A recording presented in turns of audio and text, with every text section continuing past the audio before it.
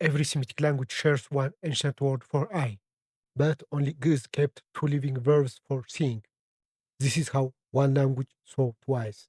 In Hebrew, Arabic, Aramaic, and Tigrinya, the word for eye comes from one ancient Semitic root, but the main verb to see comes from a different root, a root that means perceiving, understanding, receiving vision. Ge'ez, however, quietly preserved both the eye and the act of seeing as separate but united systems.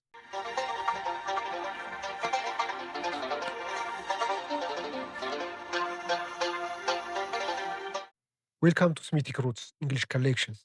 In this series, we explore how ancient word systems still shape meaning today. Semitic languages work like engineering systems. Meaning is not stored in whole words, but in roots, usually three consonants. Add vowels and patterns, and the meaning unfolds. One of the oldest of these roots is the Proto-Semitic Ayene, the root of the word I. We don't have Proto-Semitic texts, but we see its fingerprints everywhere. Ge'ez, Ayin, Hebrew, Ayin, Arabic, Ayin, Tigrinya, Ayni, Amharic, Ayin. Different scripts, same ancient root, same word, I. So here is the fascinating part.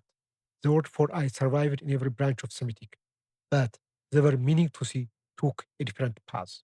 In most Semitic languages today, the main verb to see comes not from ayin but from re'ei, the root of perceiving, appearing, seeing mentally, receiving vision.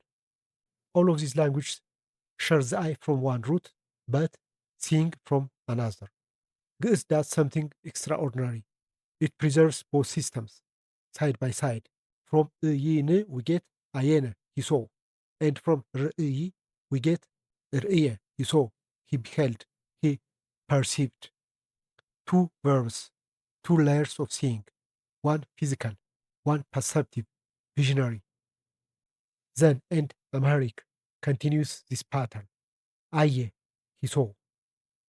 While Tigrinya, like Hebrew and Arabic, builds its verbs mainly from Re'ay. So, Ge'ez stands at the midfield, preserving both worlds. We must be precise here. The word Ain, I, is attested in ancient writing, Ugaritic, Hebrew, Arabic, Ge'ez, and more. But the root, Ain, is reconstructed by linguists. It's a scientific model explaining the pattern we see across languages. Proto Semitic was not written, but it left fingerprints everywhere.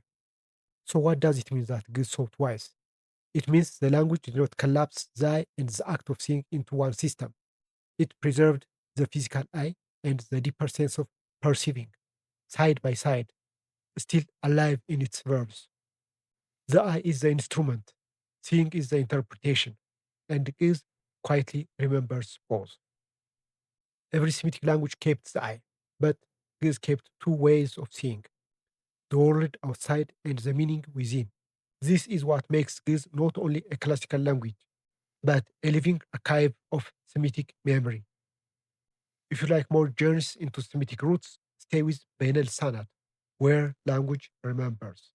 Thank you for watching. Subscribe to Beyine Sanat to see how we connect the world through words. Like, share, and join our journey into the living history of language.